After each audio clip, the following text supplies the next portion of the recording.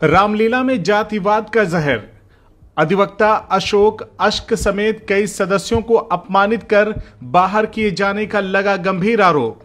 उत्तर प्रदेश के मऊ जिले के चिरैयाकोट से एक हैरान कर देने वाली घटना सामने आई है। यहां का ऐतिहासिक रामलीला जो 1968 से सामाजिक समरसता और साझी संस्कृति का प्रतीक मानी जाती रही है, इस बार जातिवाद की चपेट में आ गई। आरोप है कि रामलीला कमेटी के कुछ प्रभावशाली लोगों ने जातिगत आधार पर अधिवक्ता और साहित्यकार अशोक कुमार अश्क को अपमानित कर मंच संचालन से बाहर कर दिया।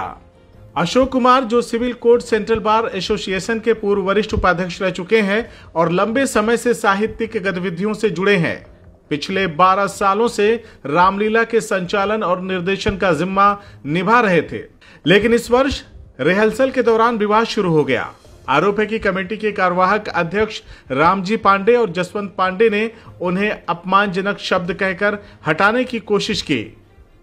अशोक कुमार का कहना है कि रिहर्सल के दौरान उनसे कहा गया कि जिस कुर्सी पर वे वर्षों से बैठकर संचालन करते आए हैं, वह राम की कुर्सी है और उन्हें वहां बैठने का अधिकार नहीं है क्योंकि वो नीची जाति से आते हैं। इस तरह के गंभीर आरोप लगाए गए हैं। इतना ही नहीं, उनके अनुसार बार बार उन्हें उनकी जाति के नाम से ताने दिए गए और आखिरकार मंच से दूर रहने की चेतावनी तक दी गई।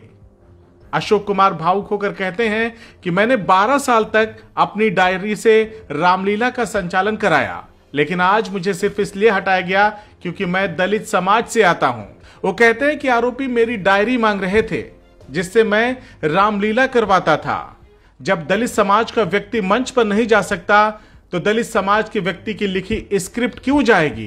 केवल अशोक ही नहीं, कमेटी के अन्य सदस्यों ने भी जातिवाद और दबंगई के आरोप लगाए हैं। उनका कहना है कि कुछ सालों से ही कुछ लोग कमेटी में घुसे हैं और तभी से माहौल बिगड़ा है।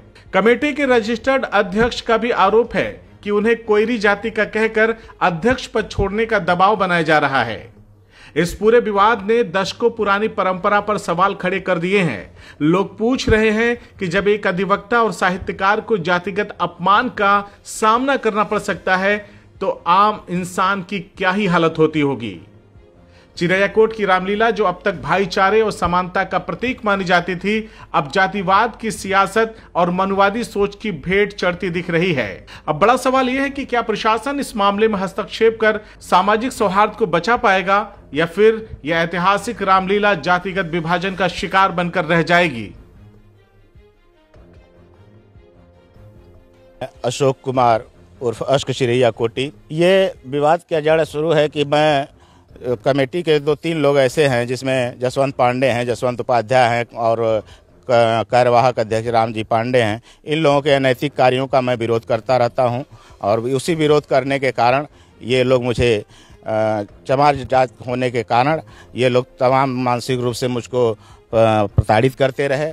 और इस बार जो रिहर्सल शुरू हुआ 2/9/25 से, उसके बाद जसवंत पांडे ने एक दिन कहा रिहर्सल के दौरान कि आप ये जिस कुर्सी पर मैं पिछले 12 वर्षों से बैठता रहा हूं और संचालन का कार्य करता रहा, उसके पहले भी 8 साल दूसरे जो संचालक थे वो बैठकर उस पर संचालन करते रहे। 20 साल। हाँ, पूरे 20 साल से वो कुर्सी वहां पे पड़ी थी।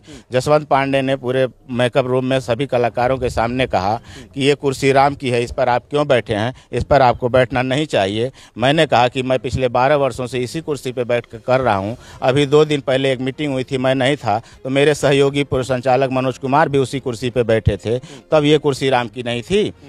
मैं इस कुर्सी पे बैठा रहा हूँ, बैठता आया हूँ, बैठा रहूँगा। उसके बाद फिर इन लोगों ने एक नया अध्यक्ष जी ने कहा, जो कार्यवाहक अध्यक्ष हैं रामजी पांडे, ये ऐसा है कि अब आपको संचालन नहीं करना है, आप यहाँ से हट जाइए। मुझको हटाने के लिए रामजी पांडे, जसवंत उपाध्याय, इन लोगों की राय थी शुरुआत में। उसके बाद मैं रिहर्सल कराता रहा। रिहर्सल के दौरान सारे कलाकार आते रहे, मैं रिहर्सल कराता रहा। बीच में फिर 20 तारीख को उसमें एक रोल करते हैं प्रकाश पांडे जी। प्रकाश पांडे जो जसवंत पांडे के भाई हैं, वह आकर कहते हैं कि मेरा रिहर्सल और रोल मनोज कुमार कराएंगे, मैं अशोक कुमार के नहीं करूँगा। क्या कारण है कि आपके साथ में नहीं करने का? अब ये कारण तो मेरे समझ से तो यही चीज़ आ रहा है कि मैं छोटी जात का हूँ, क्योंकि इसके पहले तो वही मेरे साथ कर रहे थे। अब इनके अनैतिक कार्यों में मैं सहयोग नहीं कर रहा हूं तो मैं चमार हो गया। आज इसके पहले तो मैं नहीं चमार था, जबकि सिर्फ इन्हीं लोगों के बारी कमेटी के जितने 30-35 मेंबर हैं, किसी के द्वारा ऐसी बात नहीं कही गई, जिसमें और भी 8-10 ब्राह्मण लोग भी हैं, मौर्य लोग भी हैं, बनिया वर्ग के लोग भी हैं, चौरसिया समाज के लोग हैं। किसी के द्वारा इस तरीके की बातें नहीं की जाती। सब लोग आपस में मिलजुल करके सामाजिक समरसता के रूप में कार्य करते रहे। मैं अंत में 24 तारीख को रामजी पांडे से पूछा कि आखिर ये बता दीजिए कि मैं क्यों न रहूं, क्यों न संचालन करूं। उनका स्पष्ट जवाब था कि आपका रहन सहन ठीक नहीं है, आप यहाँ से चले जाइए। हमें तो आपके रहन सहन में कोई दिक्कत, कहीं से कोई परेशानी नहीं समझ में आ रही। मैं इतना ही सुन करके उसी दिन निर्णय लिया और कहा कि अब जब मेरे रजिस्ट्रेशन का कागज हो जाएगा और नई कमेटी आ जाएगी, वह मुझे बुलाएगी, तभी मैं आऊँगा, नहीं तो नहीं आऊँगा। उसके बाद मैं वहाँ से चला आया।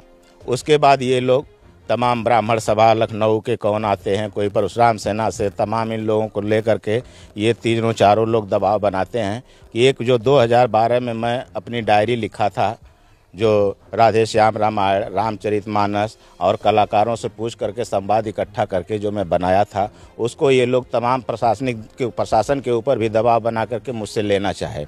मैं सुभाष जायसवाल, रामलीला कमेटी इस्वाबाद चिरैया कोट जनपद मऊ का उपाध्यक्ष हूँ। क्या मामला है, क्या प्रकरण चल रहा है? मामला सर ऐसा है, क्या नाम है कि हमारे यहाँ की रामलीला 1968 चल रही है और लगातार बहुत बढ़िया ढंग से चल रही थी।